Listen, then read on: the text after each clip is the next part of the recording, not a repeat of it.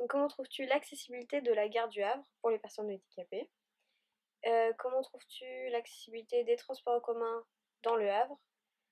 Et donc comment se passent tes voyages, déplacements, professionnels, personnels? Alors pour répondre à ta question, Morgane, pour qu'est-ce que j'ai pensé de l'accessibilité de la gare du Havre, elle est assez accessible, on n'a pas eu trop de difficultés d'en sortir. Le personnel maîtrise la palette, la plateforme, qui est en fait un élévateur pour ces trains-là, puisque c'est une très grande marche, dès la mesure où l'élévateur n'est pas mis en marche, et ni en fonction, ni avoir prévenu la gare au préalable, nous sommes coincés dans le train. Le Havre a la chance d'être un terminus pour le train en provenance de Paris, ce qui fait que on descend sans trop d'adrénaline, sans se dire qu'on va rater la gare ou qu'on n'aura pas le temps de descendre, dans la mesure où aussi il faut savoir que lorsqu'on est enregistré par le service Accès Plus de la SNCF comme voyageur sur la ligne et sur ce train-là, le train n'est censé ne pas repartir sans la mise à quai de la personne à mobilité réduite.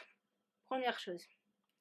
Ensuite, pour répondre à ta question sur l'accessibilité des bus au Havre, je ne peux pas répondre comme ça tout de suite dans l'immédiat, mais je pense, et je le mettrai en barre d'infos, qu'il y a les mêmes palettes que dans d'autres villes de France au niveau des bus.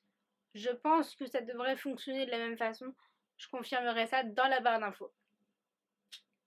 Alors les déplacements en général se passent bien, même si j'ai un peu le rituel d'être oublié par certains services de la SNCF ou de la SNCB au niveau Thalys, puisque j'ai été oubliée la première fois dans un train. J'avais 9 ans et j'avais une correspondance, c'était à Bordeaux-Saint-Jean. Ensuite, j'ai été oubliée une seconde fois sur une ligne d'intercité pour aller en Bourgogne. J'ai été souvent oubliée aussi sur les RER, donc les régies autonomes express, pardon, régie express régionale pour les RER, donc c'est à Paris, c'est l'équivalent des TER.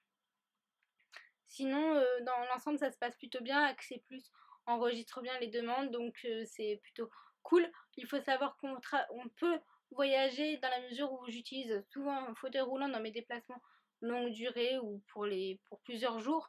Comme je l'utilise souvent, ce fauteuil roulant, en général, quand c'est des TGV, c'est même tout le temps, on voyage en première classe au prix d'un billet de seconde classe parce qu'il est plus spacieux, il y a plus de place, on peut facilement naviguer, on a même accès aux toilettes dans les premières classes de TGV. Euh, Comment gères-tu l'accessibilité dans les bus aux heures de pointe à Paris? Euh, Dans les RER aussi, au niveau du fauteuil, tous les RER prennent pas en charge le fauteuil. Donc je voulais savoir comment tu faisais. Alors Marie, ta question est très très pertinente. Tout d'abord, alors pour tout ce qui est déplacement dans Paris même, oui, on utilise principalement les bus qui sont dotés d'une palette qui descend et qui se met à niveau du trottoir pour pouvoir monter et qu'il n'y ait pas un écart ni une chute du fauteuil dans le caniveau. En général, en heure de pointe, c'est assez difficile. Il faut faire un peu du rentre-dedans dans les gens qui sont déjà dans le bus parce qu'ils vont pas se pousser d'eux-mêmes. En général, des fois, il y a des conflits parce qu'il y a des poussettes et normalement, ils ont le droit à 2 poussettes dépliées. Et s'il y a un fauteuil, le fauteuil roulant a la priorité sur la poussette. Des fois, les voyageurs qui sont déjà à l'intérieur ne sont pas d'accord. Il faut faire du rentre-dedans. On rentre quand même parfois et on n'est pas sur l'emplacement pour personnes à mobilité réduite en fauteuil roulant, ce qui peut causer un accident puisque j'en étais victime moi-même la veille de mes 18 ans.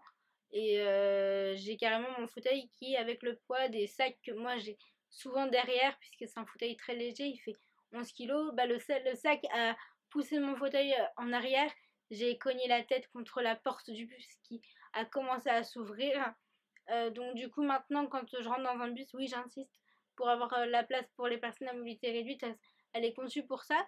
Dans certains bus, il y a une barre transversale qui nous empêche de bien manœuvrer et j'ai demandé à ce qu'on l'enlève. On a fait différents courriers à la RATP. Dans les nouveaux bus, ça se passe plutôt mieux puisqu'en général, c'est des doubles bus. donc les gens se poussent facilement. Après, il y a les RER aussi, c'est un autre cas de figure, c'est pour la grande banlieue. Certains bus ne sont pas équipés dès que ce n'est plus la RATP, mais le STIF et d'autres réseaux comme, je ne sais plus les noms, mais comme ceux qu'il y a dans les Yvelines, là c'est beaucoup plus difficile. Les gares SNCF de banlieue ne sont pas toutes accessibles, comme la gare de Pontoise. Dans ces cas-là, si on souhaite aller à Pontoise, tout simplement, ils font appel à un service qui s'appelle la PAM, qui n'est pas souvent à l'heure. En général, c'est assez compliqué, du moins à Paris, de ce que j'en ai testé. En général, oui, ils font appel à un taxi dans le cas d'un fauteuil manuel et il le fait la liaison entre la gare du lieu où on va et la gare accessible. Voilà comment ça se passe et en général, c'est pas facile, il faut prévenir 24 heures avant. Si c'est un voyage de dernière minute, ce sera pas possible.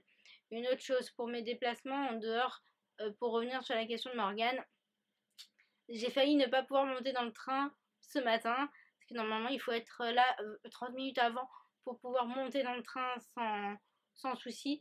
Là ils m'ont pris parce qu'il n'y avait personne, et comme je suis arrivée assez à la bourre, j'ai eu beaucoup de chance.